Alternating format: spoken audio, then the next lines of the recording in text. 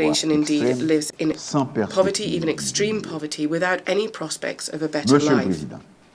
Mr. President, il est à rappeler que la it should be diplomatie recalled that multilateral multilatérale, dans le cadre diplomacy, de l'Organisation as part of the des United Nations Nations Organization, façonne notre has monde shaped de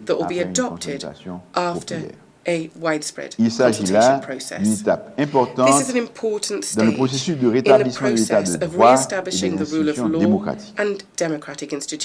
Malgré cette large participation, nous restons ouverts pour poursuivre les discussions afin d'étendre le consensus. Nous voulons obtenir l'adhésion d'autres compatriotes à ce projet commun visant à faire prendre à notre pays un nouveau départ. J'ai commencé les discussions avec les signataires de l'accord dans le cadre de sa mise en application et je dois les poursuivre de mes jours qui viennent.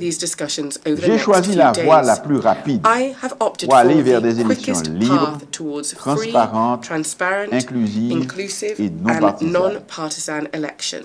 Certains souhaitent une transition plus longue, mais avec beaucoup d'autres, along with many others, I believe that that is not the right option.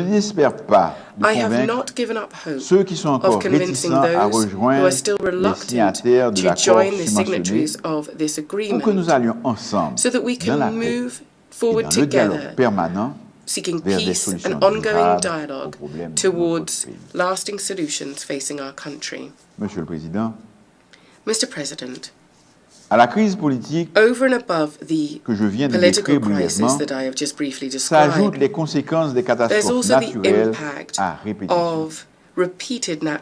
Haïti est classé parmi les pays les plus vulnérables aux désastres naturels. Après une série de catastrophes meurtrières et dévastatrices, dont le séisme de 2010 et l'ouragan Matthew de 2016, qui ont frappé durement le pays, un puissant tremblement de terre de 7.2 a ravagé le 14 août dernier on the entire southern peninsula of the Republic of Haiti on the 14th of August this year. According to the available official figures, we have seen at least 2,207 deaths, 344 people are still missing, and more than 12,268 people have been injured. Thousands of houses have either been destroyed or damaged, as well as hospitals, schools, churches, bridges, and roads. I'd like to take this opportunity to l'élan spontané de solidarité de la communauté internationale qui s'est mobilisé rapidement aux côtés des autorités établies pour apporter aide et assistance aux victimes. Nous avons apprécié la visite de la secrétaire générale adjointe des Nations Unies, Madame Amina Mohamed, qui s'est rendue dans les zones affectées peu de temps après le désastre, pour bien mesurer l'ampleur des dégâts et avoir une meilleure évaluation des mesures réelles des protections. Je ne cite pas tous les pays et toutes les organisations qui nous sont venus en aide de peur d'un mais came and helped us in case I forget someone, but I wish to be clear that they all deserve our gratitude. Qu'il me soit permis d'inviter la communauté internationale à rester collectivement engagée aux côtés d'Haïti afin de l'aider à répondre non seulement aux besoins humanitaires immédiats, mais également pour l'accompagner dans le processus de reconstruction sur lequel mon gouvernement travaille. Upon which my government is working. J'ai lancé avec nos partenaires techniques et financiers un PDNA, Post-Disaster Needs Assessment. Nous devrions recevoir dans les prochaines semaines une évaluation exhaustive des besoins pour engager la reconstruction. Il nous faut reconstruire mieux et de façon plus résiliente and in a more mieux resilient résister way aux aléas to climatiques better cope et aux with catastrophes climate naturelles en général. hazards Là encore, and natural disasters nous in comptons sur general. votre solidarité Once again, agissante, we are banking tant à upon your travers les proactive mécanismes assistance, existants both through existing que par le mechanisms biais and also de through nouveaux engagements. new commitments. L'accent mis sur la The reconstruction de la focus presqu'île du on Sud the reconstruction of the ne southern peut peninsula ni ne doit nous faire oublier cannot and must que not make lutter us contre la forget pauvreté the et fact pour la that création de fighting richesses poverty and demeure creating l'une des wealth, principales priorités these de mon are some of the gouvernement. main priorities for my C'est pourquoi government. Nous allons This is continuer why à we travailler continue pour to créer work un environnement on establishing favorable a propitious pour une reprise environment de l'économie for an economic et pour recovery attirer des investissements and for attracting nationaux both qu'étrangers. national and foreign Notre investment. population est Our jeune. population is young. Elle a besoin It d'emplois needs décents decent jobs et de meilleures and perspectives better d'avenir. prospects for the future. Monsieur le Président, Mr. President, aujourd'hui, today, plus que jamais, more than ever, nous avons besoin d'un we système need a multilatéral more plus solide et plus robust and efficace effective multilateral system afin de permettre aux to États enable member membres de states of the l'organisation organization de développer to des develop stratégies joint conjointes strategies pour relever ces to défis meet majeurs these major dans le challenges. cadre d'une vision This should be holistique part of a d'un holistic monde vision meilleur pour of a tous, better world for en all réaffirmant notre by engagement reaffirming collectif our collective en faveur d'un commitment to a multilatéralisme stronger fort and et toujours constantly honnête. renewed Je ne saurais multilateralism. terminer sans inviter les pays I do not membres wish to conclude without à inviting member considérer states les to aspirations de la consider the République de aspirations of the Republic of Chine-Taïwan China-Taiwan qui veut et qui peut that jouer un want to rôle non and can négligeable play a dans les non-negligible initiatives role de notre in our organisation organization's visant initiatives, à préserver seeking la to paix et la preserve sécurité peace and internationale, international security à promouvoir and la to promote coopération cooperation et le and développement development entre les nations. between nations. Pour conclure, In conclusion, je I would rappellerai like que to le reiterate that multilatéralisme s'est affirmé has au proven cours de itself plus de trois quarts de over more than siècle three-quarters of a comme un century mécanisme as a incontournable des crucial relations entre mechanism les États. in relations between L'Organisation des Nations states. The Unies United Nations demeure Organization le principal remains the instrument main intergovernmental intergouvernemental and et universal universel instrument pour construire for ensemble building un monde together plus juste, a fairer, plus pacifique, more plus peaceful fraternel. and more fraternal world. Faisons en sorte Let us qu'elle puisse ensure continuer à that jouer it son can rôle continue de to play its forum role des as a peuples forum des Nations for the Unies people of the United où, Nations, ensemble, where together nous pourrons we apporter can find des solutions joint communes solutions à nos problèmes to communs. the problems we share. Je vous remercie. Thank you very much.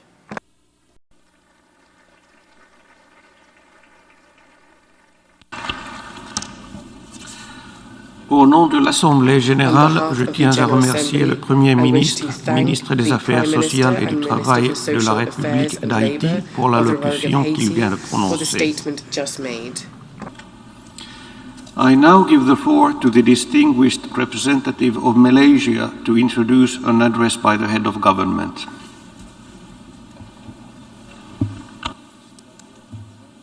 Thank you, Mr. President.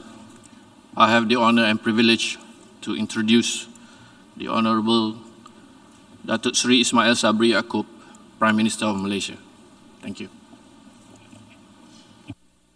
Mr. President, Mr. Secretary General, Excellencies, ladies and gentlemen.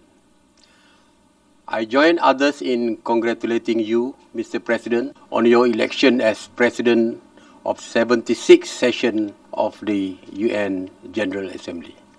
I would also like to thank His Excellency Mr. Volkan Bozkir for his dedication and leadership in successfully completing the work of the last session, which was done under difficult circumstances due to the prevailing COVID-19 pandemic. Malaysia welcomes the theme of this year's General Assembly, Building Resilience Through Hope, to recover from COVID-19, rebuild sustainably, respond to the needs of the planet, respect the rights of the people, and revitalize the United Nations. The theme serves as a stark reminder of what needs to be done and the long road we have before us. Mr. President, Malaysia is fully committed in managing, overcoming, and recovering from this deadly pandemic. No one is safe unless everyone is safe. We must fight this battle together. Our common mission in these unprecedented times call us to recognize that humankind is one big extended family. It is in that spirit that we in Malaysia have very consciously referred to ourselves as Keluarga Malaysia. Together and putting aside our differences, we'll protect life and livelihoods. We will ensure that Malaysia will not only bounce back, but will thrive as the world emerges from the depth of the pandemic. But, Mr. President, I'm not here to only speak about Malaysia. I'm here to call for us to work together in the spirit of a world family to address the deep-rooted challenges of inequality, political instability, and global governance. Last year, the international community came together with a pledge to fight COVID-19 hand in hand. With our unified commitment, with the aggressive rollout of vaccine, and with the sharing and adoption of best practices, we should have been on our way to recovery. Sadly, the reality today is that we are far from winning the war against this deadly virus. Our relief that vaccines were developed in record time was quickly followed by distress at its discriminatory rollout.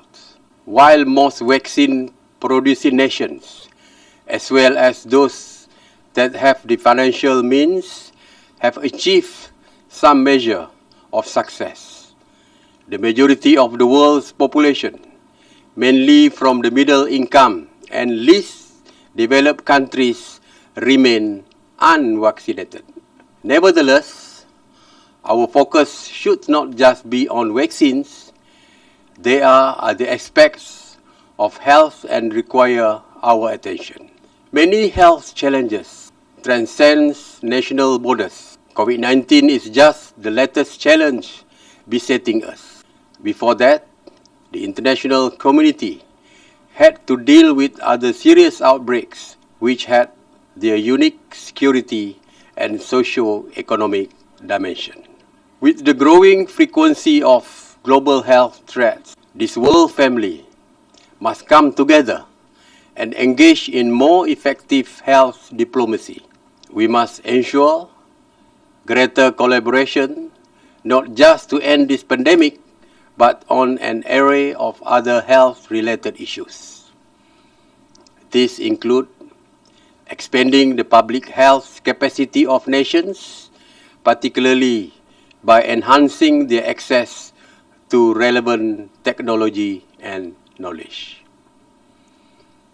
We truly need to regard public health as a global public good rather than the exclusive domain of individual nations. It is because of this that Malaysia will play a more prominent role and participate more actively in health diplomacy, and our approach will be more interdisciplinary in nature and involve more relevant stakeholders. As for COVID-19, we cannot afford to wait for an even deadlier variant to emerge and claim more life. We need to act now. Mr. President, the path towards achieving the UN 2030 Agenda for Sustainable Development was never easy to begin with. Yet, we have made steady progress. COVID-19 has, however, reversed many hard-won gains. The pandemic has amplified pre-existing inequalities and uncertainties. It has widened the gap between the haves and the have-nots. Varying degrees of shortfalls in governance and social security have driven populations back into poverty. Needless to say, we are further away from achieving the 2030 Agenda now than we were before. Like the rest of the world, Malaysia's economy has not been spared. In 2020, Malaysia's GDP contracted by 5.6%. This marks the worst decline in more than 20 years since the Asian financial crisis.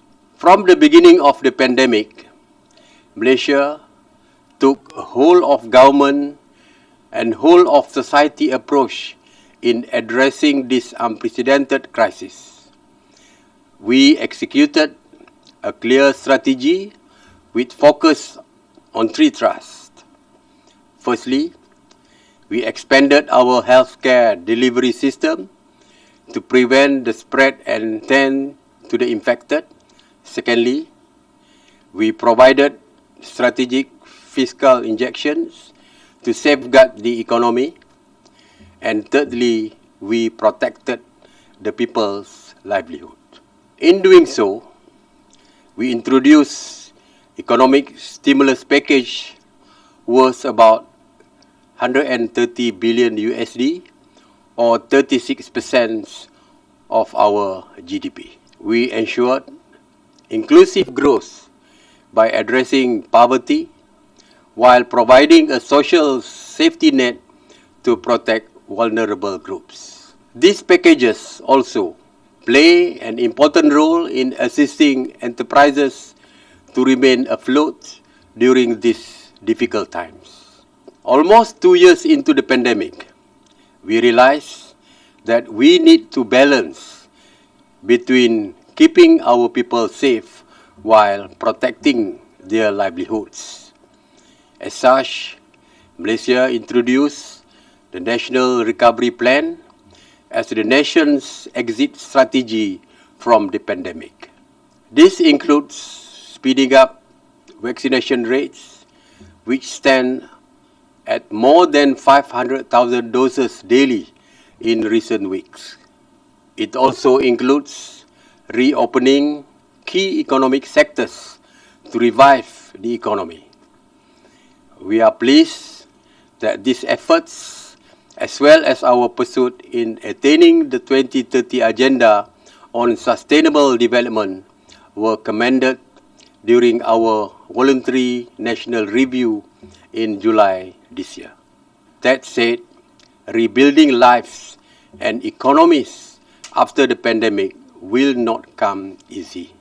The challenges are even greater for countries that are more vulnerable to natural disasters. Recovery efforts will certainly be more difficult and thus require more time and resources to take effect.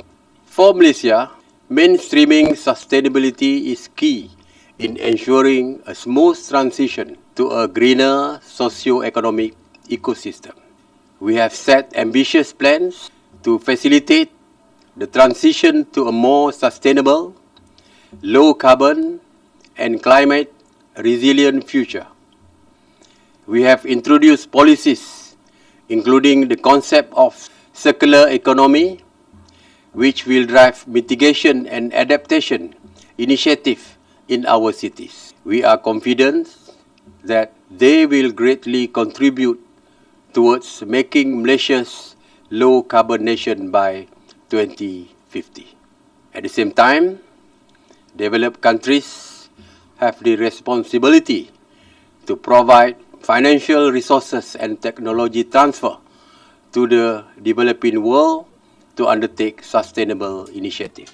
This is in line with the equity principle of common but differentiated responsibility.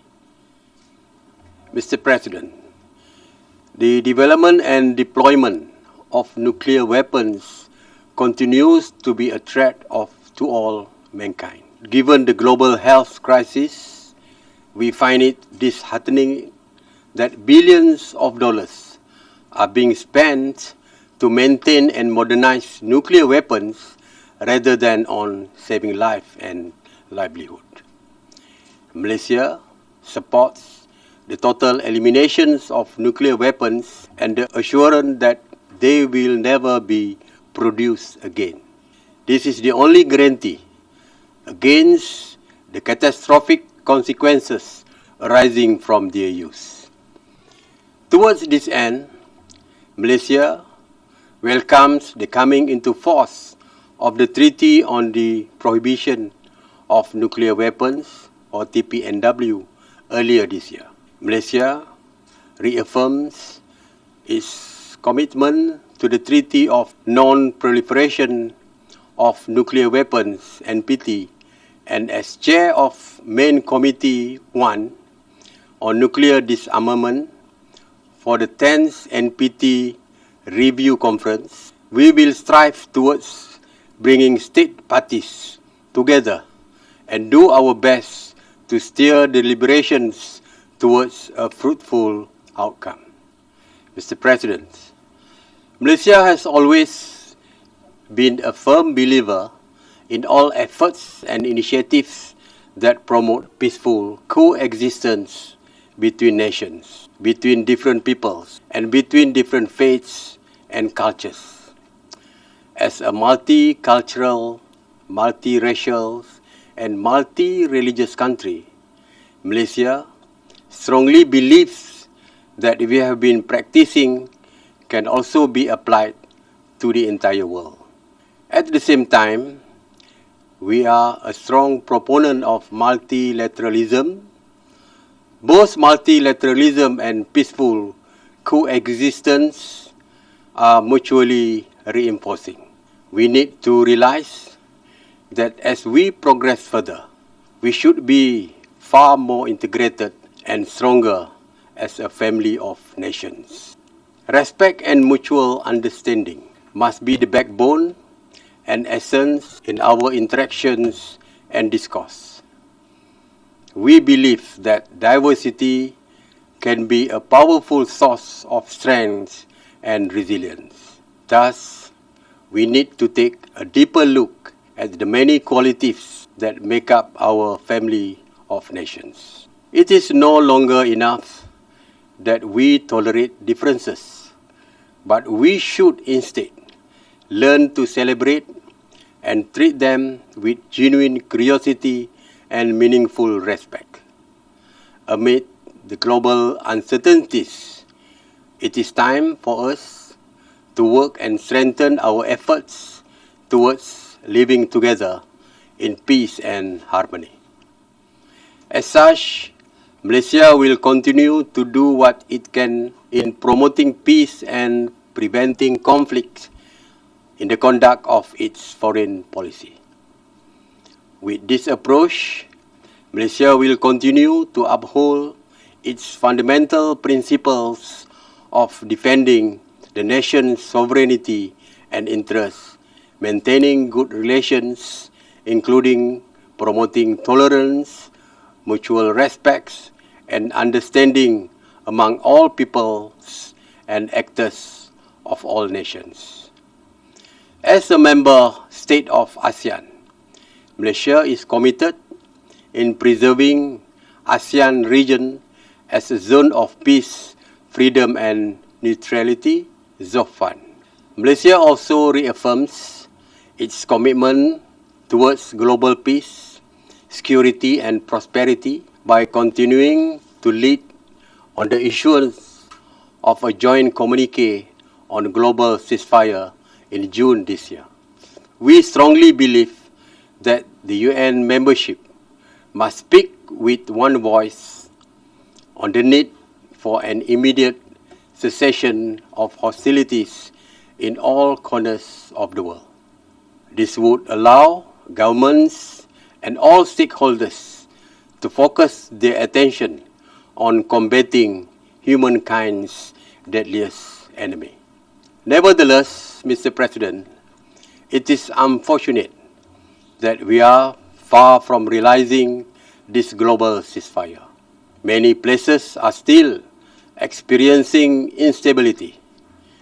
The situation in Myanmar remains of grave concern. Malaysia cannot emphasize enough the importance of respecting the will and interests of the people of Myanmar. This is a need for a peaceful solution to be found, especially with a multitude of challenges besetting the country. Malaysia is particularly worried about the humanitarian situations, now further aggravated by Myanmar's healthcare system, which is stretched thin. It is absolutely essential for aid to reach those in need. Equally troubling is the refugee crisis that has engulfed Myanmar since the mass exodus of Rohingya in 2017. Malaysia currently hosts more than 150,000 refugees from Myanmar, comprising 86% of the refugee population in the country. More than 66% of those are from the Rohingya ethnic minority, and this is just a conservative estimate. ASEAN member states have taken steps to engage key parties of this conflict to extend assistance where possible. Malaysia fully supports the work of the ASEAN Chair's Special Envoy on Myanmar. However, we remain concerned that the authorities have yet to allow ASEAN Special Envoy to visit the country. We urge the authorities to accept the visit and assist the Special Envoy in his duties, as well as expedite the implementation of the 5-point consensus. Mr. President, on the occupied Palestinian territory, OPT, Malaysia is appalled by the deaths of many Palestinian civilians, including women and children, following the brutal attacks by Israel in May this year. We strongly condemn repeated violations and aggressions by Israeli forces and settlers against Palestinian worshippers in Al-Aqsa Mosque. The targeted aggression against worshippers is indeed contemptuous to all Muslims or for any peace-loving religion. In fact, let us be truly frank about what is happening in the OPT. The systematic oppression of Palestinians over many years through discriminatory policies, denial of basic civil rights, imposition of harsh conditions, large-scale land confiscation, and inhumane acts committed against them is tantamount to the crime of apartheid. Yes, Mr. President, apartheid still exists in this world, and most of us are just turning a blind eye to this. Malaysia stresses again that Israel must be held responsible and accountable for all its wrongdoing, including its flagrant violations of international law. We welcome the establishment of an international commission of inquiry by the Human Rights Council to investigate violations of international human rights law during the 11th day crisis. Malaysia continues to call for the deployment of a temporary international presence in the city of Al-Quds to monitor the cessation of hostilities in the OPT. The international community must spare no effort to ensure the safety, protection, dignity, and well-being of the Palestinian civilian population. While generations have had to endure this oppression, it is time that we pay attention to the voices and roles of the younger generation of Palestinians. It is time to give them a better future. They have been suffering in dreadful living conditions under illegal Israeli occupation for so many years, and we cannot allow this to continue indefinitely. Malaysia has and will continue to lend its unwavering support and solidarity to the Palestinians. Turning to the situation in Afghanistan, Malaysia is appalled by the terrorist attack outside the Hamid Karzai International Airport last month. The attack resulted in the loss of innocent lives, with many more injured. Malaysia expresses its deepest condolences to the bereaved families of the victims. We also wish those injured a full recovery. Malaysia condemns terrorism in all its forms and manifestations. The region cannot be allowed to be turned into a fertile breeding ground for terrorism again. The world family must come together to support Afghanistan in this time of need, including by extending humanitarian assistance to the people. On this, Malaysia stands ready to extend its assistance and do what it can. Mr. President, the UN has been in existence for over 75 years. In that time, the world has changed significantly. As such, the UN must keep pace with a rapidly changing world as it continues to face a crisis of expectations. Reform is necessary to strengthen the UN's effectiveness as a multilateral organization, to bring more transparency to it and to enhance its credibility. On this, we must work together to reform the organizations, and we hope member states will demonstrate openness, flexibility, and political will in the interest of international peace, security, and prosperity. Mr. President, during its inception, we looked to the United Nations to save humanity from the scourge of war. Today, we place our resolve in the UN and its member state to save humanity from the scourge of the global pandemic.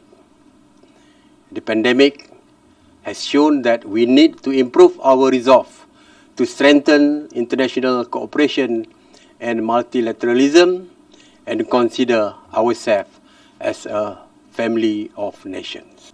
At the same time, the world family must be made a more peaceful, prosperous, sustainable, and equitable one. We must close ranks and enhance our unity and cohesion. We must live in peaceful coexistence. Only then we will have a chance to succeed. Thank you.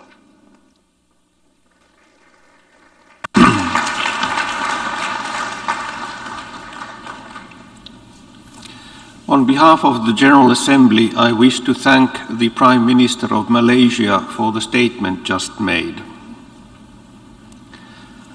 I now give the floor to the distinguished representative of the Lao People's Democratic Republic to introduce an address by the head of government.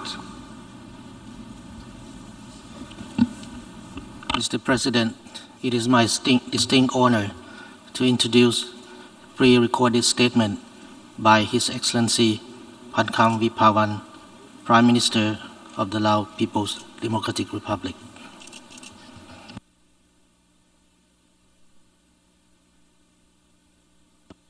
Mr. President, at the outset, on behalf of the delegation of the Lao PDR, I would like to congratulate you, His Excellency Mr. Abdullah Shahid, on your election as President of the 76th session of the United Nations General Assembly.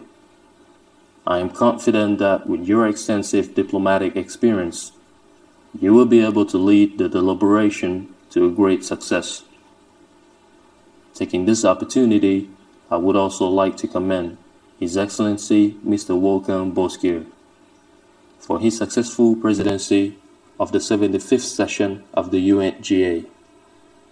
Mr. President, it has been almost 2 years now that we have learned about and lived with the COVID-19 pandemic, which has claimed more than 4.5 million lives around the world and posed unprecedented pressure on our healthcare system, disrupted the global economic chain, made more people poor, hindered physical interaction between people, and created disorder and mutual mistrust.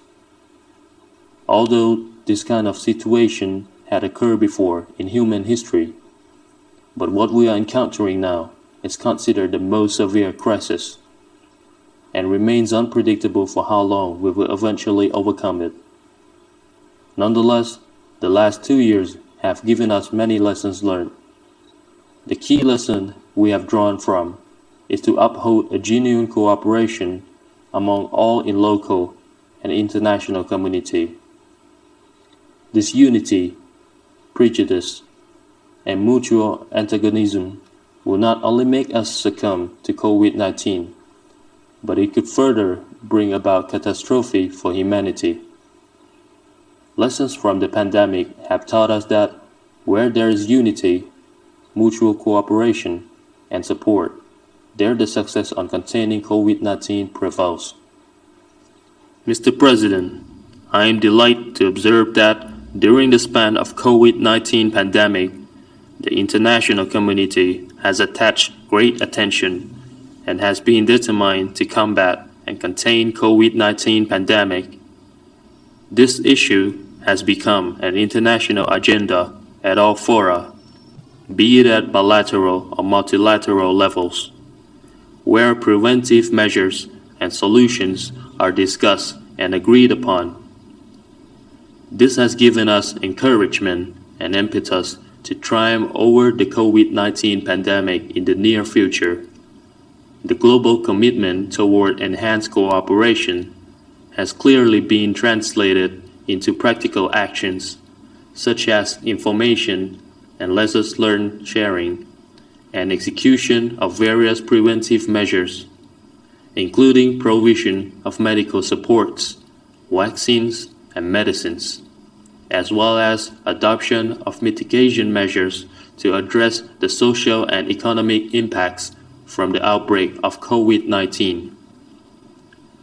I would like to take this opportunity on behalf of the government as well as the people of the Lao PDR to express my sincere gratitude and appreciation to the international community, the friendly countries, including international organizations, for rendering assistance to the Lao PDR in various areas, which enable our country to contain the outbreak at a manageable level.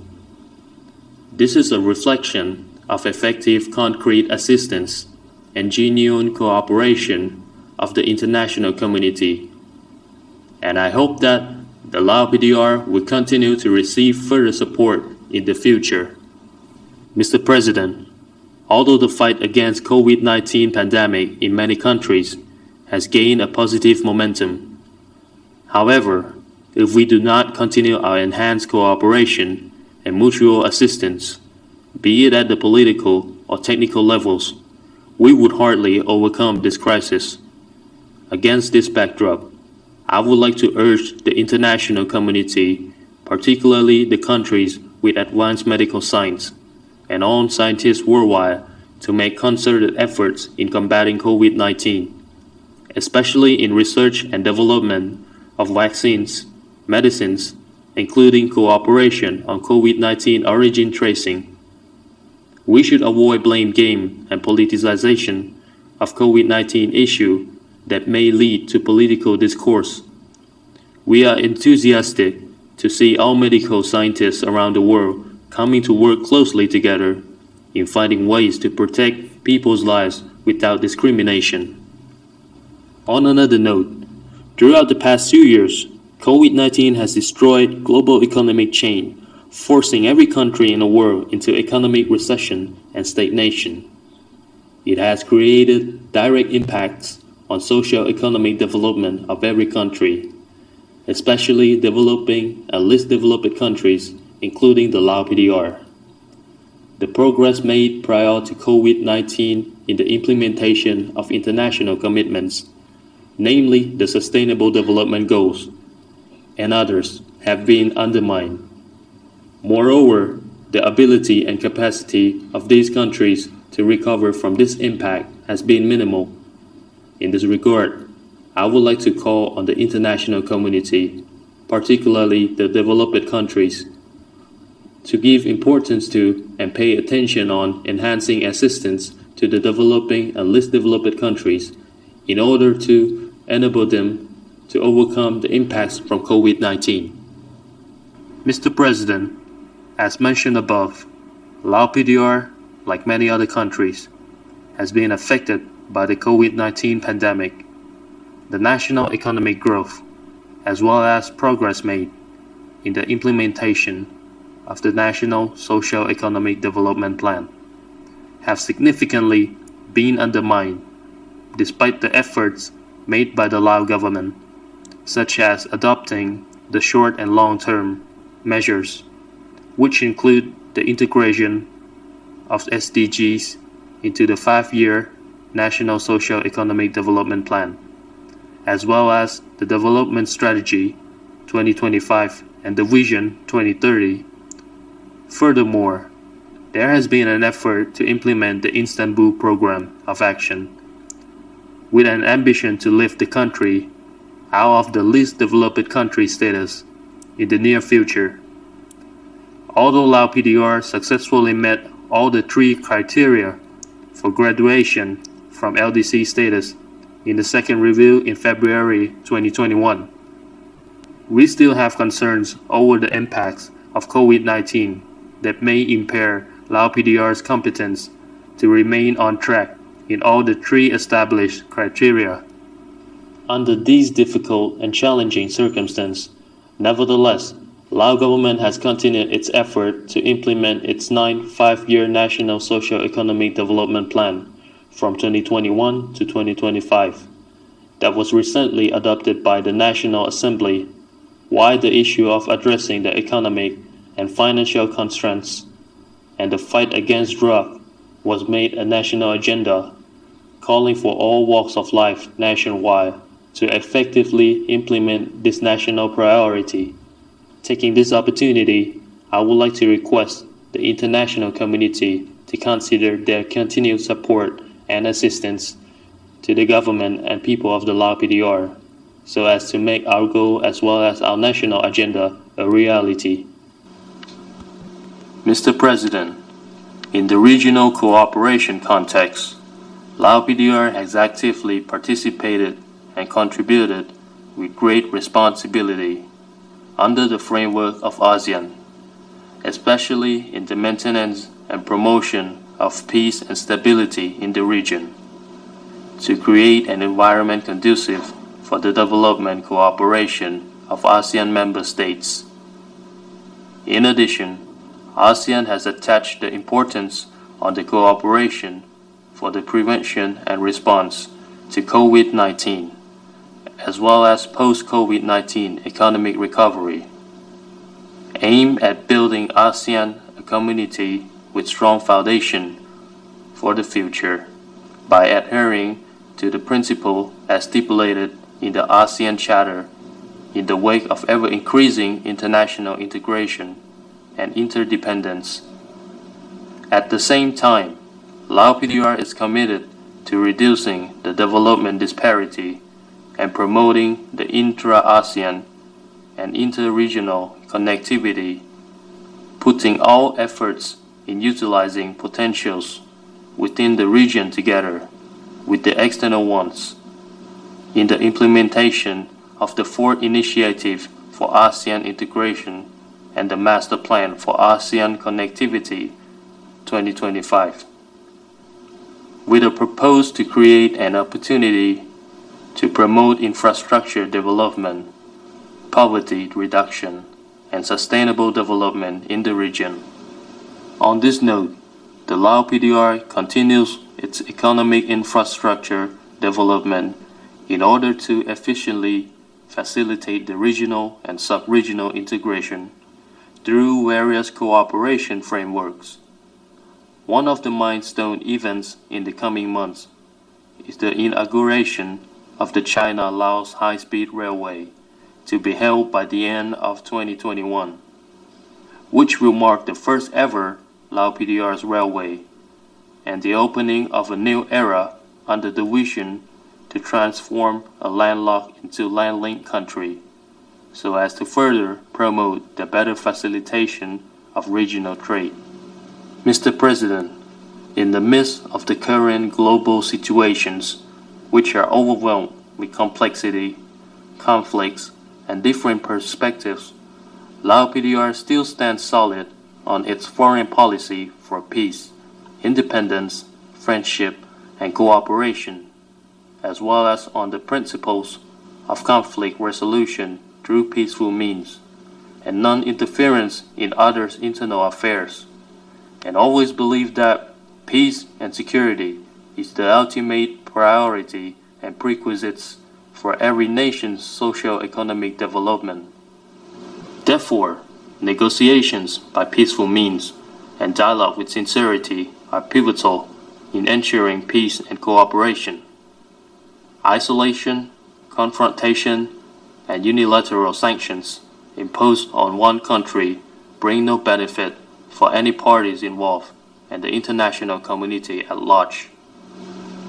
In our continued support, along with the world community, we urge the lifting economic embargo on the Republic of Cuba, aimed at enabling the country to contain the outbreak of COVID-19 and sustain self-development, to be able to carry out economic, trade, and investment cooperation with other countries without any restriction in order to bring about tangible benefits for the people in this country and in the region.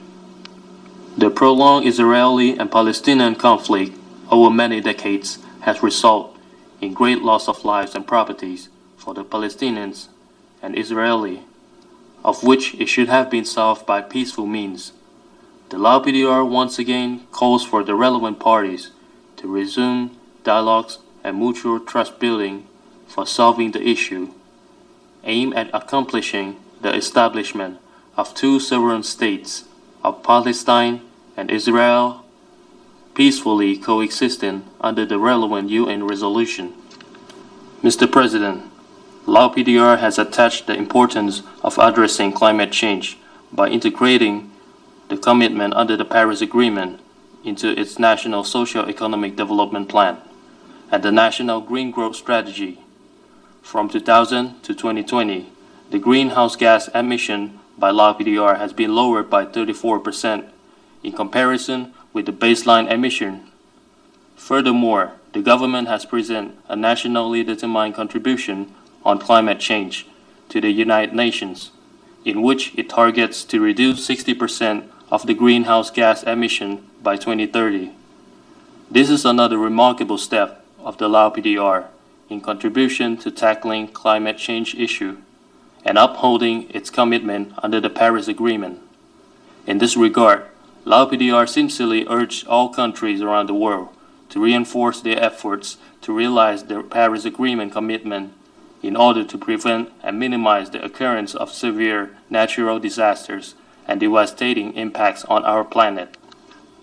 Mr. President, I have a firm confidence that the upholding of multilateralism, conflict resolution through peaceful means, and development cooperation under the UN Charter remain true and relevant mechanism for us to address and battle against the global crisis we are facing, aimed at meeting humanity's common aspiration for a future that all people live in peace and prosperity. The Lao PDR will continue to actively contribute to promoting the cooperation under the United Nations auspices. In this spirit, I would like to reiterate our candidature for membership of the ECOSOC for the term 2023 to 2025. This has clearly demonstrated our utmost determination and readiness to make full and active contribution in the noble task of United Nations. We, therefore, look forward to the support of our candidature from all the UN member states and hope for the opportunity to actively contribute to the work of the Council. Thank you.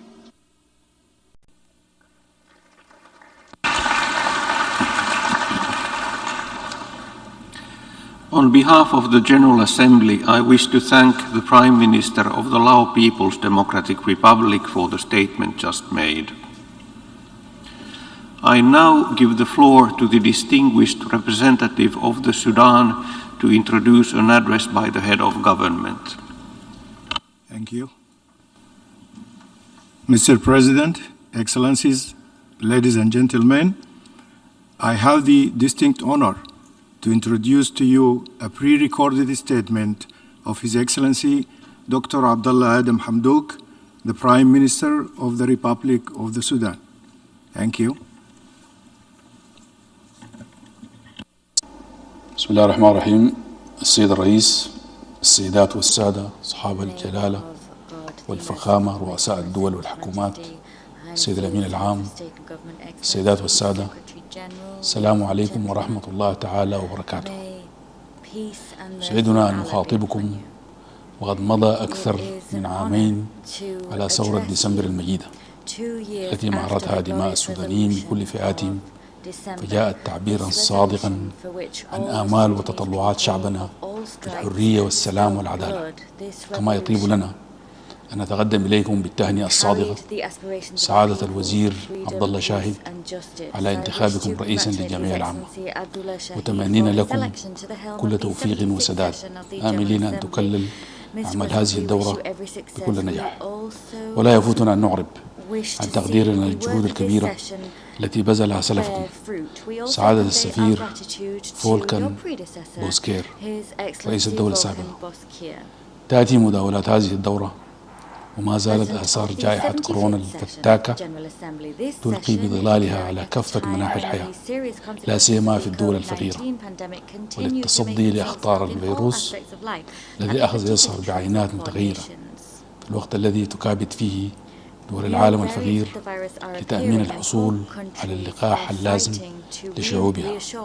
إن السبيل الوحيد لتحقيق شعار No one is safe until everyone is safe هو سبيل التعاون الدولي وتحكيم آليات العمل متعدد الأطراف، بدءا من توفير اللقاح للدول النامية وانتهاء بإعادة بناء ما خربته الجائحة على أسس تراعى فيها تنفيذ الأطر الاقتصادية الدولية القائمة، وعلى رأسها أجندات التنمية المستدامة بطرائق خلاقة تعتمد على الاستدامة وسلامة البيئة. ومن هذا المنطلق فإننا ندعم شعار هذه الدورة وموضوعها الأساسي والذي غطت عناصره الخمس انشغالات الدول الأعضاء في هذه المنظمة بشكل وافي، كما تغطي كذلك الركائز الثلاث لمنظمتنا الدولية: حفظ الأمن، تحقيق التنمية، وصيانة حقوق الإنسان. وفي سياق مكافحة الجائحة فإننا نجدد دعمنا وتقديرنا لمنظمة الصحة العالمية، ونشيد بدورها الفعال الذي طلعت به خلال تفشي هذه الجائحة منذ بدايتها، والدعم الفني الذي ظلت تقدمه للدول المتأثرة. كما نتقدم بالشكر لكل الدول والمنظمات التي قدمت لنا ولسوانا من دول العالم الثالث الدعم والسند في المجال الصحي. سيد الرئيس، تواصل حكومتنا الانتقالية تنفيذ سياساتها الرامية إلى تحقيق التحول الديمقراطي وسيادة حكم القانون وتعزيز أوضاع حقوق الإنسان، بجانب العمل على معالجة التشوهات الهيكلية الموروثة في بنية الاقتصاد السوداني. وتستهدف مجمل هذه البرامج والسياسات بناء سودان آمن مستقر ينعم فيه الجميع بالسلام والرخاء، ويتمتع فيه المواطنون بالحرية والعدالة على النحو الذي عبرت عنه شعارات ثورة ديسمبر المجيدة، حيث أن هذه الإصلاحات قد أثرت على الشرائح الضعيفة في المجتمع، فقد قمنا بتدشين برامج تهدف لتوفير الحماية الاجتماعية من خلال دعم الشرائح الضعيفة، وذلك بمساعدة الشركاء الإقليميين والدوليين. ولا شك أن هذه المعالجات تتطلب دعما من المجتمع الدولي. سيد الرئيس، فيما يتصل بحماية المدنيين وتعزيز أوضاع حقوق الإنسان وسيادة حكم القانون، فإن جهودنا تتواصل لإجراء إصلاحات مؤسسية وقانونية وتعزيز أطر حقوق الإنسان وحمايتها وتحقيق العدالة، وفي هذا السياق اتساقا مع الصكوك الإقليمية والدولية فقد أنشأنا الآلية الوطنية لحقوق الإنسان والتي ضمت عضويتها جميع الأطراف الوطنية المعنية بحماية وتعزيز حقوق الإنسان بالبلاد. صادقنا في الأشهر القليلة الماضية الاتفاقية الدولية لحماية جميع الأشخاص من الاختفاء القسري واتفاقية الأمم المتحدة لمناهضة التعذيب. إننا عازمون كذلك على مواصلة العمل لتحسين الأوضاع الأمنية في دارفور من خلال تطبيق اتفاقية جوبا للسلام وجمع السلاح وتحقيق العدالة والمحاسبة وتنفيذ الخطة الوطنية لحماية المدنيين بمشاركة أطراف اتفاقية جوبا للسلام. السيد الرئيس، منذ تولي الحكومة الانتقالية للسلطة في السودان انتهجنا سياسة خارجية قوامها الاحترام المتبادل والتعاون، وهدفها المركزي تحقيق المصلحة العليا للسودان وإعلاء قيم حسن الجوار والتعاون الإقليمي، حسينا في ذلك بمبادئ ثورتنا السلمية المجيدة ووثيقتها الدستورية. وعلى صعيد المحور الإنساني فإننا نعرب عن تقديرنا للأمم المتحدة ووكالاتها الإنسانية وكافة المنظمات الدولية مجتمع المانحين على مساندتهم ودعمهم لحكومة الثورة في جهودها لمعالجة أوضاع النازحين واللاجئين والعائدين إلى مواطنهم الأصلية. ونشير في هذا السياق لأن حكومة الثورة قد سارعت أولا برفع كل القيود والعراقيل التي كانت تعيق عمليات إيصال المساعدات الإنسانية للمتأثرين في مناطق النزاعات. وفي إطار هذا المحور فإن الدولة قد عالجت ضمن خطتها الوطنية موضوع تحسين بيئة العمل الإنساني وتوفير متطلباته من خلال تبني مشروعات الحلول المستدامة للنازحين وتوفيق أوضاعهم وفقا لما نصت عليه الصكوك الدولية واللوائح المنظمة للعمل الإنساني. وفي هذا السياق أشير إلى الترتيبات الجارية لعقد اجتماع رفيع المستوى لإيجاد حلول مستدامة للاجئين والنازحين العائدين والمجتمعات المستضيفة، مبادرة من الإيجاد بالتعاون مع المفوضية السامية للأمم المتحدة للاجئين. سيد الرئيس، إن قضية اللاجئين تشكل أحد أهم القضايا الاستراتيجية ذات التأثير المباشر على الأمن القومي والاقتصاد والبنية التحتية والقطاع الخدمي بالبلاد. كما تعلمون أن السودان بحكم موقعه بالإضافة لعوامل أخرى ظل ملاذا لأعداد كبيرة من اللاجئين من دول الجوار التي تواجه تحديات سياسية وأمنية واقتصادية.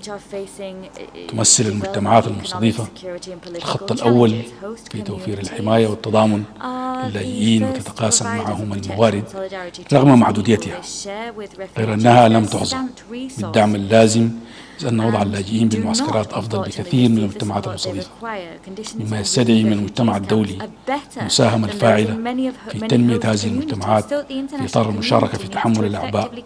ونشير هنا إلى أنه على الرغم من إطلاق المفوضية السامية للأمم المتحدة للاجئين نداء للمجتمع الدولي في العام الماضي لجمع تمويل لمقابلة الاحتياجات، إلا أن حجم الاستجابة كان دون المطلوب بكثير.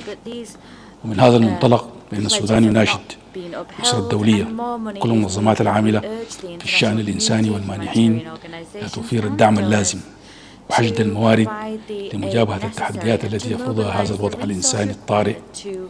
سيد الرئيس، نعلق أهمية كبرى على مسألة سيادة حكم القانون على المستويين الوطني والدولي، ونبذل لذلك جهودا مستمرة لمراجعة القوانين الوطنية بغية تطويرها وضمان اتساقها مع المعايير والاتفاقيات الدولية. وتتوافق هذه الجهود مع مبادرات متعددة بالداخل تنهض بها الجهات ذات الصلة في مجالات بناء وتعزيز القدرات الوطنية وتمكين الأجهزة المختصة من الوفاء بمسؤولياتها ومهامها، باعتبار أن تحقيق سيادة القانون على المستوى الوطني هي مسؤولية الدولة، مسؤولية الدول والحكومات. وفي هذا الإطار سيادة حكم القانون لا سيما في جانبه الإنساني، فقد انضم السودان لعدد من الاتفاقيات والمعاهدات التي تساعد في تحقيق ذلك. على الصعيد الداخلي قمنا باتخاذ عدد من الخطوات الإيجابية لمعالجة التشوهات التي لحقت بملف حقوق الإنسان طيلة فترة الحكم الشمولي السابق. كان في مقدمتها إلغاء عدد من القوانين المقيدة للحريات وتعزيز دور المرأة في المجتمع وحماية حقوقها وحرية الرأي والتعبير والتجمع السلمي ومحاربة ظاهرة الإفلات من العقاب. كما حرصنا على تعزيز التعاون مع المجتمع الدولي، وفي هذا السياق ظل المكتب القطري للمفوضية السامية لحقوق الإنسان يباشر مهامه في السودان منذ يناير من العام الجاري. سيد الرئيس، ظلت بلادنا وما تزال تساهم بشكل فاعل في دعم استقرار الأوضاع السياسية والأمنية في القارة الأفريقية، لا سيما دول الجوار، وذلك عبر عضويتها الفاعلة في المنظمات الإقليمية والشبه الإقليمية كالاتحاد الأفريقي والجامعة العربية والبحيرات العظمى الساحل والصحراء والإيجاد. قام السودان من خلال رئاسته للإيجاد ببذل مساعيه ومجهوداته دعما للأمن والسلم في الإقليم، وسعى لحل الخلافات بين دول الإقليم. إن السودان ما بعد الثورة يؤمن بأهمية علاقات حسن الجوار ودعم استتباب الأمن والاستقرار في تلك الدول وعدم التدخل في شؤونها الداخلية. سيد الرئيس، كما تابعتم فقد عقد مجلس الأمن في يوليو المنصرم اجتماعا هو الثاني للمجلس منذ عام حول تطورات ملف سد النهضة الأثيوبي الكبير، في ذات التوقيت الذي أعلنت فيه أثيوبيا عن خطوتها الأحادية بالملء الثاني، وذلك بعد أن عجزت الأطراف خلال جولات التفاوض السابقة عن تحقيق أي اتفاق بسبب التعنت في أمر السد رغم الجهود الكبيرة التي بذلتها رئاسة الاتحاد الأفريقي السابقة والحالية. وفي هذا السياق إننا نجدد موقفنا الرافض لأي إجراء أحادي، ونؤكد على ضرورة التوصل لاتفاق ملزم حول الملء والتشغيل لتجنيب بلادنا الأضرار المحتملة التي تهدد سبل ووسائل العيش نصف سكان السودان، مع تهديد سلامة التشغيل لسبل السودان والتأثير سلبا على ري المشروعات الزراعية ومحطات مياه الشرب، فضلا عن الآثار الاجتماعية والاقتصادية والبيئية على طول مجرى النيل الأزرق ونهر النيل. قد كابدنا بعضا من هذه المضار إبان الملء الأحادي الأول في العام الماضي والملء الأحادي الثاني خلال الأسابيع الماضية، رغم الإجراءات الاحترازية المتعددة والمكلفة التي أجريناها تفاديا لهذه الآثار.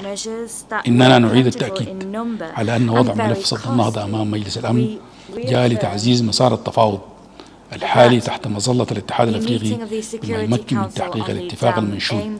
وهنا نجدد الاستعداد لاستئناف المشاركة في أي مبادرة أو تحرك سلمي يوصل الأطراف إلى اتفاق يلبي مصالح جميع الأطراف. سيد الرئيس، إن السودان رغم توديعه بدماء شهدائه لعقود من البطش والقمع والظلم، ورغم الإنجازات التي تحققت خلال هذه الفترة الوجيزة بعد ثورته المجيدة، إلا أن عملية الانتقال ما زالت تواجه عددا من التحديات الجسام التي تستوجب استمرار دعم المجتمع الدولي والأصدقاء، استكمال خطط الحكومة الرامية لإصلاح الأوضاع الاقتصادية تمر بها البلاد، في مقدمة ذلك إعفاء ديون السودان كافة والحصول على قروض ميسرة، إلى جانب إيفاء الشركاء بتعهداتهم المعلنة خلال مؤتمر شركاء السودان ببرلين في العام الماضي ومؤتمر باريس لدعم السودان خلال هذا العام، وقبل ذلك إسقاط ما تبقى من قيود إجرائية بعد أن اكتمل رفع اسم السودان من قائمة الدول الراعية للإرهاب، حتى تتمكن بلادنا من إكمال عودتها إلى الأسرة الدولية بعد انقطاع قسري استمر ل3 عقود. وفي هذا السياق توجه بأجزل الشكر للسيد الرئيس إيمانويل ماكرون ولفرنسا لتنظيمهم وتبنيهم لمؤتمر باريس، كما توجه بالشكر لكل الدول التي أعلنت إسقاط ديونها عن السودان، وللدول والمنظمات التي دعمت برامج الحماية الاجتماعية امتصاصا للآثار الجانبية لعملية الإصلاح الهيكلي على الشرائح الضعيفة في مجتمعنا. سيد الرئيس، اسمحوا لي أن أتقدم بالشكر الجزيل لمنظمة الأمم المتحدة والاتحاد الأفريقي ولبعثة الأمم المتحدة والاتحاد الأفريقي المختلطة بدارفور يوناميد بمناسبة انتهاء مهمتهم في دارفور، مع كثير من الدروس المستفادة والقيمة خروجهم من السودان بعد اكتمال عمليات تسليم مغار البعثة لحكومة السودان والدخول في مرحلة تصفية البعثة النهائية. كما يسعدني أن أحيطكم علما بتوقيع حكومة السودان وبعثة الأمم المتحدة المتكاملة لدعم الانتقال في السودان يونيتامس على اتفاقية وضع البعثة. وأود أن أؤكد على التزام حكومة السودان بتقديم التسهيلات والتعاون اللازمين معها لدعم أهدافها.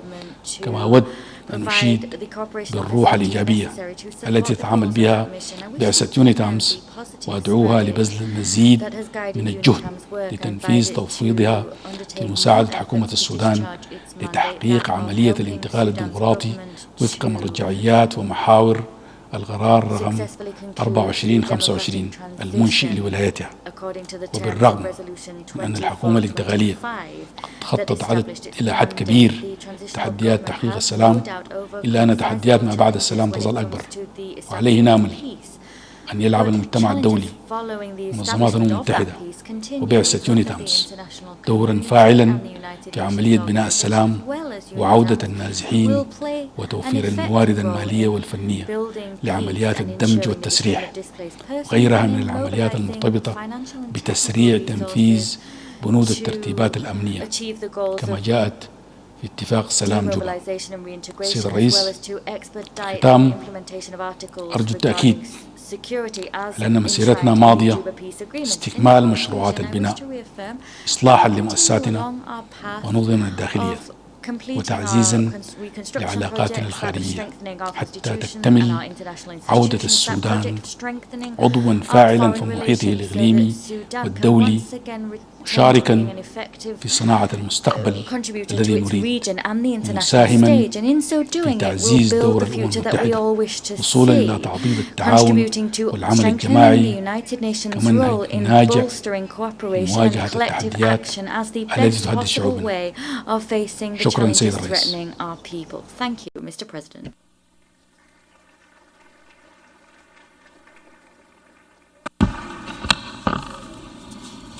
Au nom de l'Assemblée générale, je tiens à remercier le Premier ministre de la République du Soudan pour l'allocution qu'il vient de prononcer. Et je donne maintenant la parole, Excellences, Mesdames et Messieurs, au représentant du Cambodge pour qu'il introduise l'allocution du chef du gouvernement.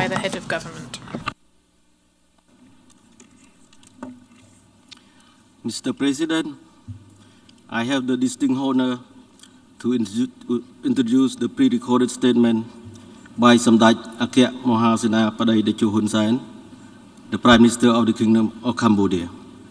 Thank you, Mr. President. អាដាមប្រធានមហាសន្និបាតអង្គការសហប្រជាជាតិអាដាមអង្គការលេខាធិការអង្គការសហប្រជាជាតិ Secretary General of the United Organization, Excellencies, Madam, Ladies and Gentlemen.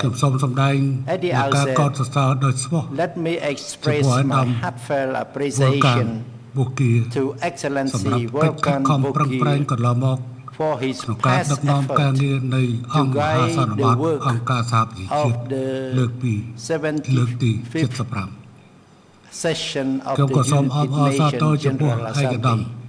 I wish to congratulate as well Excellency Abdullah Shahid for his election as the President of the 76th United Nations General Assembly session. I also have the great pleasure to congratulate His Excellency Antonio Guterres for his second term reappointment as the United Nations Secretary General. This is the second time that the United Nations General Assembly has to hold its session in a virtual setting due to the COVID-19 pandemic. COVID-19 and the surge of its variant are the biggest challenge and the most disruptive event in modern history. Overcoming the COVID-19 pandemic and efforts to restore growth, economic growth have been the top priority for all countries. Cambodia has joined international efforts to roll out a widespread vaccination campaign. Our national campaign was launched on the 10th February 2021, and we have made steady progress, including the vaccination of foreign nationals, children, and youth between 6 to 18 years of age. At this rate, we expect to vaccinate around 80%. It's around 13 million people of the total population of around 60 million by no later than November of this year. With good vaccination progress, in combination with strong containment and treatment measures, Cambodia looks ahead to a gradual reopening of a sustainable and inclusive social and economic activity. We take these opportunities to express our sincere thanks to all our bilateral and multilateral friends for the generous support extended to Cambodia in our fight against COVID-19. Mr. President, our world still has to tackle a myriad of all the present challenges such as geopolitical competition and rivalries between major powers, technological and trade wars, territorial armed conflict, terrorism and transnational crime, and climate change. The pressure on international peace and security is as great as ever. History has told us time and again that interference and wars military option to impose different systems of governance are not the solutions. Far from it, they have only led to many more deaths, human suffering and misery, social and economic strife. Cambodia is the real-life example and has experienced the worst tragedies, and sadly, we are now witnessing the repetition of the same policies. If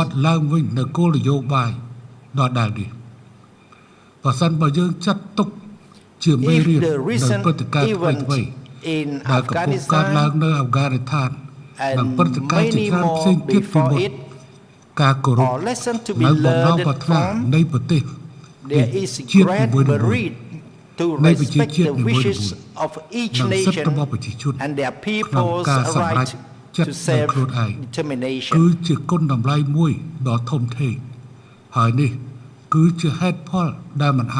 That is why there is now a compelling reason to strengthen multilateralism and rule-based international cooperation. Countries, large or small, differ in their history, culture, tradition,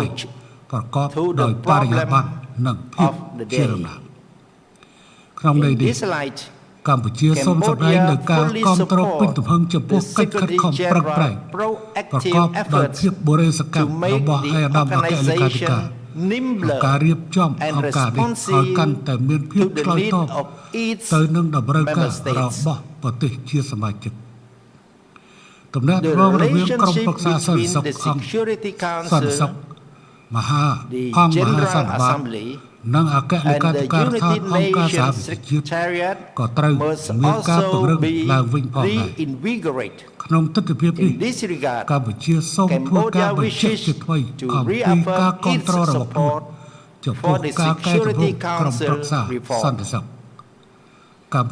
We are of the view that the foremost priority should be given to increasing the representation of developing countries, which comprise the vast majorities of member states. Excellencies, President, as the coming chair of ASEAN next year, Cambodia will seek to address the common challenges facing our region with strong solidarity from ASEAN member states and the support of its external partners.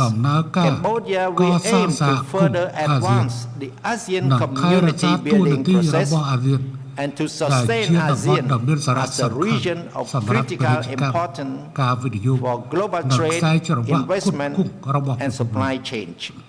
Cambodia will continue to push for a more vibrant and harmonious ASEAN community with better protection of migrant workers, a greener and more inclusive development agenda, and a more advanced digital transformation for MSMEs, women, and youth entrepreneurship.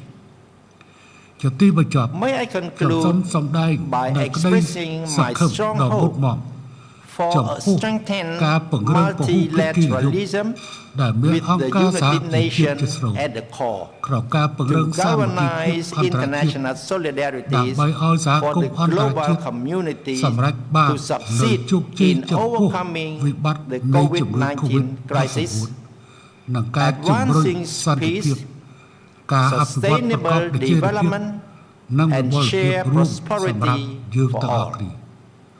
Multilateralism is our hope, and we look to the United Nations as our beacon of hope.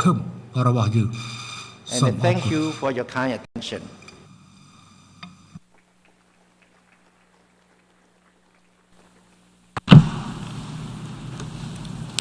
Au nom de l'Assemblée générale, je tiens à remercier le Premier ministre du Royaume du Cambodge pour l'allocution qu'il vient de prononcer. Et je donne maintenant la parole au représentant des Fidji pour qu'il introduise l'allocution du chef du gouvernement. Mr. President, I'm deeply honored to introduce Fiji's Prime Minister, Minister for Foreign Affairs, Minister for E2K Affairs, and Minister for Sugar and Forestry, Honorable Josiah Bainimarama, to address the 76th session of the United Nations General Assembly through a pre-recorded message. I thank you.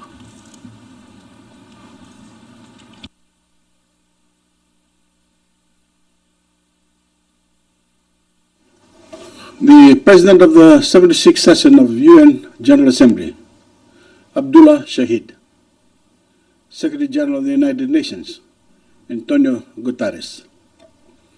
Excellencies, ladies and gentlemen, Bula Binaka from Fiji. Excellencies, I've just stepped away from a session in our parliament, the beating heart of our 8-year-old true parliamentary democracy. I wish I could be with you in New York, but I'm beholden to Fiji's shores to lead our COVID-19 response. Allow me to first congratulate you, Your Excellency Abdullah Shahid, on your election as the President of the General Assembly. The Fijian people, the stewards of 1.3 million square kilometers of blue Pacific, are proud to see the Maldives, another large ocean state, offer presidency to the international community. And to my friend, Secretary General Guterres, congratulations on your second term. Your re-election was a win for the planet, for the climate, and for the smaller states among us. Our multilateral challenges UN 2.0. Your report to the UNGA on our common agenda is the blueprint for a future that is better, greener, and safer. And I would humbly add, bluer. We want that future for Fiji. We want islands inhabited by citizens who stand with nature and not against it. We want sustainable economic growth that is powered by clean energy and protected from the impacts of climate change. We want robust and resilient health systems, and we want good jobs and income supported by a green and blue economy. To succeed, our vision must become the vision of humanity, because our fate is the world's fate. The world's present course leads nowhere near the future we want for ourselves. A deadly pathogen is burning through humanity like a bushfire, and inequity is fanning the flames. This year alone, climate-driven floods, heat waves, fires, and cyclones have killed hundreds and inflicted unsustainable economic damage. We humans are the cause, but we are refusing to become the solution. This grave moment is not without parallel. In the wake of the death and destruction of World War II, world leaders saw unilateral action as kindling for another world war, one fought with nuclear weapons of planet-destroying potential. They answered that challenge with the genius of this multilateral system. Our challenges are different, but the stakes are alike. Mr. Secretary General, your recommendations in our common agenda are spot on. We must meet this moment with a new UN, a new energy, new resources, and new bonds of trust with the people this institution serves.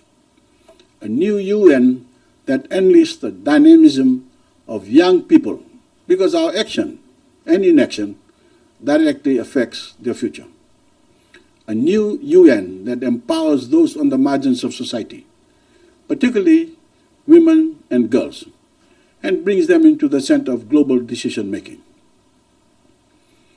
Excellencies, since we last gathered, it has become clear that we face two pandemics, one that is ending for the wealthy nations and one that is worsening across much of the developing world.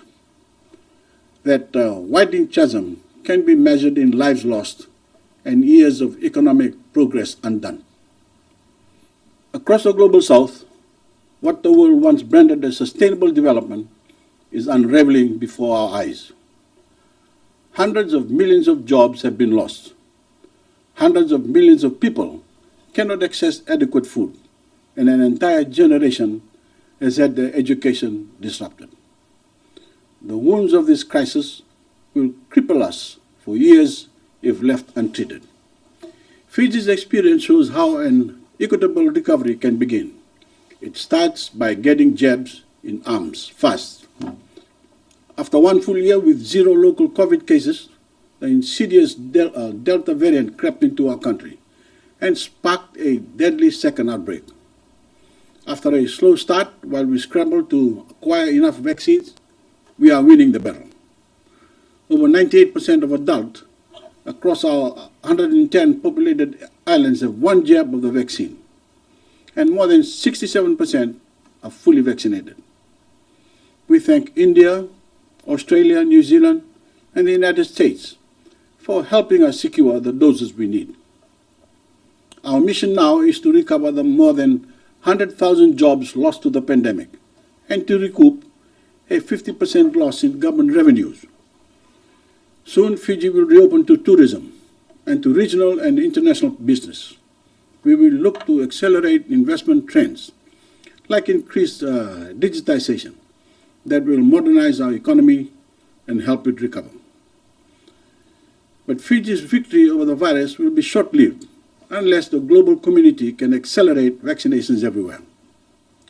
It is appalling that wealthier countries are already considering third doses or boosters for their citizens, while millions of people, including frontline healthcare workers in the developing world, cannot access a single dose. Globally, thousands of lives are still being lost every day to the virus. the majority represent our collective failures to make vaccines available to developing countries. Vaccine nationalism must end. The G7, G20, and multilateral financial institutions have failed to stop it. Only the UN can fill this void of leadership. I join other leaders in calling on the UN to convene an urgent special meeting of leaders to agree to a time-bound, costed, and detailed plan for the full vaccination of developing countries. Our socio-economic challenge. Vaccine inequity is a symptom of a much larger injustice, one that is inherent to the international economic system. This injustice is the unequal distribution of finance or access to finance that can fuel a recovery. While wealthy nations have propped up their economies by printing and investing trillions at near zero interest rates, developing nations, particularly small states, have had to borrow at punitive rates to simply keep our people alive, fed and healthy. Through the pandemic, my government rolled out the largest cash transfer program in our history, providing hundreds of millions of dollars in unemployment benefits to nearly 1/3 of Fiji's adult population. We even expanded some of our social protection programs, including pensions for the elderly and financial support for the differently abled and other vulnerable communities. The alternative was mass destitution, which we could not accept. But to pay for it, we had to take on debt, precipitated by a massive reduction in government revenue. We need a more innovative framework for development finance that recognizes the unique needs of small island developing states.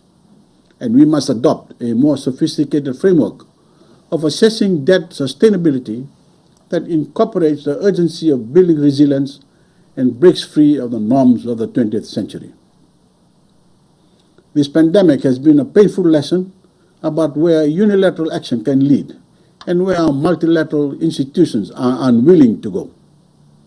We must find new frontiers of cooperation if we stand any chance of averting future pandemics or staving off the worst of climate change.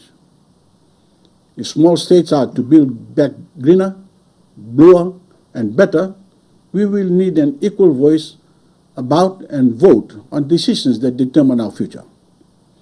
Small states need our interests heard, understood, and acted upon. Now, our climate change, despite all the talk we hear of saving the planet, the world's collective commitments are paltry, akin to spitting into the strengthening winds of climate-fueled superstorms. The climate is on track for 2.7 degrees Celsius of global warming, which would ensure the loss of entire low-lying nations in the Pacific and huge chunks of global coastline. It guarantees frequent devastations from floods, from cyclones, coastal inundations, and wildfires. It spells climate-driven conflict, mass migration, and the collapse of food systems and ecosystems. It is appalling. It is unimaginable, but it is where we are headed. Since March 2020, Fiji has experienced 3 cyclones, 2 of which approach Category 5 intensity. Fijians are strong people. We endured much, and we will endure more still. But I'm tired of applauding my people's resilience. True resilience is not just defined by our nation's grit, but by our access to financial resources. Resilience is seawalls. It is parametric insurance for those most vulnerable. It is nature-based solutions. It is systematically relocating communities from the rising seas. Fiji is using every fiscal tool in our kit to do these things, and we are doing everything within our means to reduce our emissions. We have submitted an NDC that commits Fiji to net zero emissions and harnesses nature to lead that transition. Commitments that will soon become law through a comprehensive climate change bill. In recognition of the ocean climate nexus, Fiji hopes to secure a blue bond next year in support of a sustainable blue Fijian economy. But Fiji can't hold climate change by itself. Today, small island development states are able to access less than 2% of the available climate finance. To build a truly resilient Fiji, we need access to fast-deploying targeted grants, long-term concessory financing, and financial tools and instruments established through public-private collaborations and partnership. In our Oceans Challenge, the Fijian economy depends on a healthy ocean, and so we are taking bold strides to reverse its current decline. We have committed to 100% sustainable management of EEZ and 30% declared as marine protected areas by 2030. We are expanding investments in sustainable aquaculture, seaweed farming, and high-value processed fish. But we cannot do this alone. We look to the global system to stop illegal, unreported, and unregulated fishing. We look to member states to agree a new treaty to preserve marine in waters beyond national jurisdictions. We need global greenhouse gas emissions to fall dramatically and quickly. At COP26, we expect the ocean's pathway will be locked into the UNFCCC processes. Fiji seeks a decision in a 1/COP26 reflecting this change. Our COP26 package. In 1 month, Excellencies, we meet in Scotland for a hugely consequential COP. The Pacific's mission in Glasgow is clear. We must keep the 1.5 target alive. This demands drastic emissions cuts by 2030 that put large nations on a path towards net zero emissions before 2050. Leaders who cannot summon the courage to unveil these commitments and policy packages at COP26 should not bother booking a flight to Glasgow. Instead, they and the self-interest they stand for should face consequences that match the severity of what they are unleashing on our planet. We do not tolerate war between our member states. So how can we tolerate war waged against the planet, on the life it sustains, and on future generations? That is the firm red line Pacific nations will draw in Glasgow. We are demanding net zero emissions and accepting zero excuses. And Excellencies, at COP26, the global North must finally deliver on $100 billion per year in climate finance and agree to a pathway to increase financing commitments to at least $750 billion per year from 2025 forward. If we can spend trillions on missiles, drones, and nuclear submarines, we can fund climate action. It is criminal that vulnerable Pacific small island developing states can access a mere 0.05% of the climate finance currently available to protect ourselves from an existential crisis we did not cause. Mr. President, these are the challenges we face at this UNGA and at COP26. We must find the courage to face them squarely. The consequences of not doing so are simply unthinkable. We will see you in Glasgow. Thank you.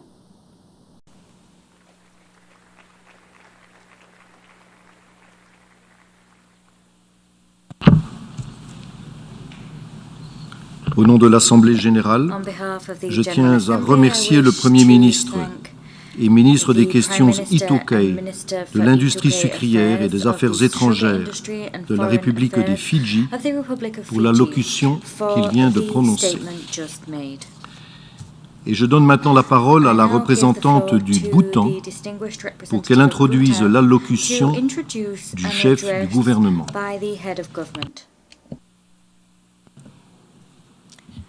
Thank you, Mr. Vice President. I have the honor and great privilege to introduce the pre-recorded video message from the Honorable Prime Minister of Bhutan, Dr. Lote Tsering. Mr. President, Secretary General, Excellencies and distinguished delegates, I bring you warm greetings from His Majesty the King, Her Majesty the Queen, and people of Bhutan, the land of gross national happiness. I begin with prayers for all the precious lives lost to the pandemic, and I sincerely hope it comes to an end very soon. Congratulations, Your Excellency, Mr. Abdullah Shahid, for your presidentship. I assure you my full support as you assume this role at a very critical time. I also extend my gratitude to the 75th President for conducting the last session successfully. I take this opportunity to congratulate Your Excellency, Mr. Antonio Guterres, on your re-election as the Secretary General of United Nations. Nobody else can give us better hope and guidance to build back better from the pandemic than Your Excellency. I would also like to thank Your Excellency as well as Prime Minister Johnson for organizing the Leaders Roundtable on climate change 5 days ago.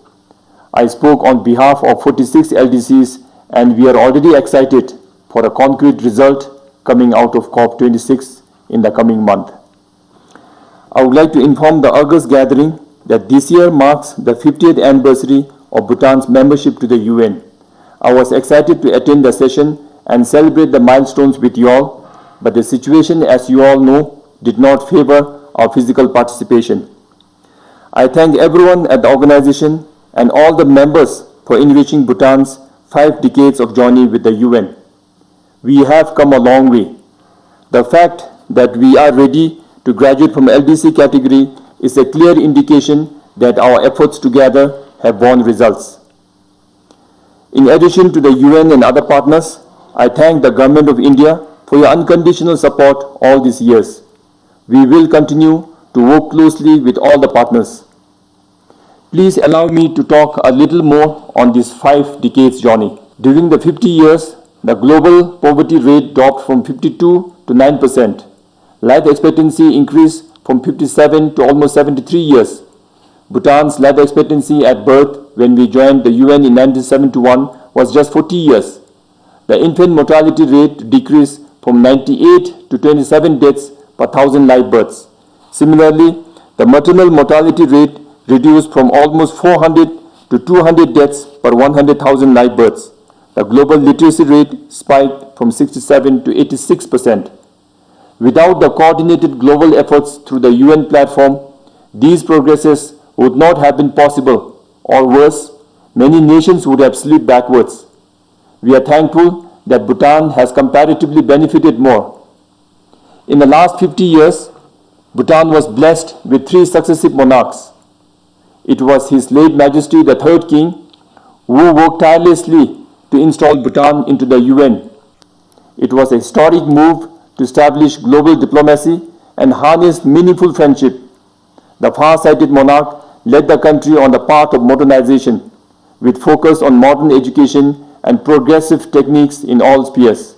When the 4th king took over soon after, he came in with a profound development philosophy of gross national happiness in as early as 1972. As the term GNH became more pronounced over the years, the world appreciated its relevance in a sustainable and more holistic format as opposed to the conventional GDP growth. I'm happy to see this concept reflected in Secretary General's Our Common Agenda report, which I would like to touch upon a little later. The nation lived through major socio-economic development, championing on conservation efforts and strengthening global ties. The world will recall that during the peak of his reign, our 4th king stepped down to offer the throne to his son, and despite public resistance, he ushered in democratic transition. Destined to carry forward the legacy, Bhutan received a young and dynamic monarch, His Majesty the King, in 2006. We embarked on a new chapter. Just under 2 decades, people of Bhutan relished the reign of a king who was caring, learned, and astute. For generations, Bhutanese have always loved and revered our kings for the simple reason that our monarchs have been selfless for the nation and the people. But when COVID crisis unfolded, for Bhutan, we uncovered the true essence of our king's leadership. In him, we saw a son who assured that the old and vulnerable people were protected from the infection. In him, we saw a brother who traveled tirelessly throughout the country, uplifting the spirits of the frontliners and working alongside to protect the people. In His Majesty, we saw a parent who ensured the livelihoods of all those affected. The supports ranged from emotional to cash to food. But of all, we saw a noble being who led with science and wisdom on one hand and care and compassion on the other. Complementing all the noble efforts, Her Majesty the Queen showed personal care and initiated targeted interventions for the vulnerable sections of our society, with emphasis on mental health care and services in the country. When the world was dealing with the unprecedented plight that questioned our survival and livelihood daily, we sailed through with a minimum scratch from the pandemic. To update, we have seen only 3 COVID deaths and slightly over 2,500 cases so far, most of which were imported cases. Similarly, our vaccination coverage for 12-year-old and above is almost 80% as I speak today. Despite being resource constrained, we have not compromised on the quality and standards of COVID measures. Let me also mention that in the entire process of battling the pandemic, we ensured that the routine health services were delivered uninterrupted. Besides the regular vaccination program, we introduced HPV vaccines for the first time for all the boys and introduced flu shots for everyone amid the pandemic. We also launched a nationwide program on prevention and early detection of 3 most common cancers in Bhutan. Those are stomach, breast, and cervical cancers. All these are aligned with the royal visions that is enshrined in our constitution that mandates a state to provide free health and education. His Majesty tells us that quality health and education made affordable and available to all are the biggest social levelers. Excellencies, just like the rest of the world, we are also looking at the pandemic as an opportunity to reset ourselves. The process to overhaul the civil service in consonance with the educational reform is underway. This is an unprecedented move. A nationwide rollout of the Bhutan baccalaureate system is in progress following the successful trial of a formative education system in the last 10 years. Knowing that the path ahead is ICT-driven, we have started digital initiatives with the ultimate goal for everyone in Bhutan to have a digital ID, a build-up towards a big data system. Some other components are ICTization of the schools, integrated taxation system, and electronic patient information management. On the other hand, our central bank is also piloting a project on digital Niltram, Bhutan's currency, using blockchain technology. This is to adapt with the overall ICT transformation and harness technology of a 21st century Bhutan. Here, let me share that it is as though His Majesty saw the pandemic coming. In 2011, an extensive program that engaged citizens in a greater role of nation building, calling it Desung, the Guardian of Peace, was started. It recharged the entire spirit of volunteerism, opened the world of opportunities for our young youth, and injected sense of purpose and responsibility. Thousands of youth were involved in the program that created a mass societal shift. When the disease entered the country, the Desups in their orange uniform were helping guard the borders and entry points, ensuring everyone followed COVID-19 norms and even became part of the paramedics. This made a huge impact in efficient management of the pandemic. In another unique transformative step, the Desups, when not part of COVID-19 related duties, were engaged in various skillings and reskilling programs across the nation. We know that the pandemic has forced many out of their jobs and their basic skills have become irrelevant. The ILO projects the global shortfall of jobs to be about 75 million this year and almost 23 million in the year 2022. This means unless we retool ourselves in keeping with the change, it will be difficult to find gainful employment and other opportunities for many of us. The ongoing youth engagement programs are the major steps to recover from the pandemic. While the effects may not be immediate, down the years, it would have been one of the main reasons for us to come out of the pandemic stronger. I feel when Bhutan's socio-economic transformation is reviewed later, our human development initiatives guided by our King will be the chapter that would have truly steered our nation into the 21st century. I am highly appreciative of the fact that the UN instruments are sensitive in picking this up. A special recognition was awarded to His Majesty for his leadership in advancing human development and well-being of Bhutanese people in 2019. Excellencies, we have immense lessons to draw from the pandemic. be it at national or global level. It has uncovered weaknesses and potentials of many nations and societies. But one lesson that we all must keep in mind is to be prepared with a more resilient system for future. The nomenclature of SARS-CoV-2 and COVID-19 clearly indicates that there will be successive outbreaks of infectious diseases. It is a matter of when. I mean, nobody knows where SARS-CoV-3 is getting incubated. Therefore, our focus to build back better can never be good if we don't emphasize on health and quality of healthcare that must be easily accessible and affordable by everyone. We must also be mindful that immediate disease outbreak could be potentially from the pandemic-induced starvation and poverty. The pandemic has disrupted the already weak global food system.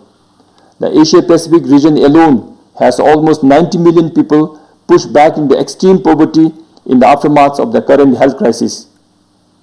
I shared my concern during the UN Food System Summit the day before. Forget meeting the nutritional requirements. We are struggling to ensure adequate quantity. We must coordinate clear action plans to meet the immediate food shortage and long-term sustenance plan. In all the discussions on food security, one immediate challenge besides the pandemic is the climate change that has tested the resilience of the food we grow as well as the patience of the growers, which is why it is time for action now. On Bhutan's part, our visionary monarchs have maintained very high legal standards to safeguard our natural heritage. We have a dedicated chapter on environment in our constitution, which mandates 60% forest cover at all times to come and maintain intergenerational equity of our natural resources. We have more than half the country as protected areas. In order to safeguard the health of the protected areas and livelihood of the people living there, a royal charter was issued on an innovative funding mechanism called Bhutan for Life. We consider these as our eternal NDCs from Bhutan. If we mean what we say about working for the next generation, we must talk about tough climate laws as a component of NDCs from all other countries. Excellencies, despite being a small developing nation, as a GNH country, we always believed in global peace and harmony. Bhutan joined the peacekeeping fraternity in 2014. Since then, our involvement with UN peacekeeping has grown. We are now set to deploy a Bhutanese Quick Reaction Force for the first time this year. I thank the UN for trusting us. I'm confident that our troops will live up to His Majesty's aspirations of serving with distinction and honor. In conclusion, we all know that COVID-19 will leave behind a different world, but what sort of a world we want lies in our hands. Mr. Secretary General's report titled Our Common Agenda offers all of us a good reference point for our collective progress. For this, I thank the Secretary General for coming out with this comprehensive and bold report on a greener and safer world.